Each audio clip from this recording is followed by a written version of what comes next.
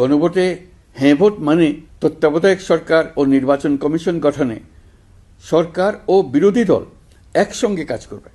সরকার ইচ্ছামতো সংবিধান পরিবর্তন করতে পারবে না। গুরুত্বপূর্ণ পরিবর্তনের জন্য জনগণের সম্মতি নিতে হবে। এতে আরও বলা আছে, বিরোধী দল থেকে ডেপুটি স্পিকার ও সংসদের গুরুত্বপূর্ণ কমিটির সভাপতিরা নির্বাচিত হবেন। একজন ব্যক্তি সর্বোচ্চ 10 বছরের বেশি প্রধানমন্ত্রী থাকতে পারবেন না। বিচার ব্যবস্থা স্বাধীনভাবে কাজ করবে। সংসদে নারীদের প্রতিনিধিত্ব বাড়বে। ক্ষমতার ভারসাম্য রক্ষায় পার্লামেন্টে একটি উচ্চ কক্ষ গঠিত হবে। আপনার মৌলিক অধিকার আরও সুরক্ষিত হবে। রাষ্ট্রভাষা বাংলার পাশাপাশি অন্যান্য জাতিগোষ্ঠীর ভাষাও সাংবিধানিকভাবে স্বীকৃতি পাবে। দণ্ডপ্রাপ্ত অপরাধীকে রাষ্ট্রপতি ইচ্ছামতো ক্ষমা করতে পারবেন না। সব ক্ষমতা একজন প্রধানমন্ত্রীর হাতে থাকবে না। এবং এরকম আরও কিছু গুরুত্বপূর্ণ প্রস্তাব এর মধ্যে রয়েছে।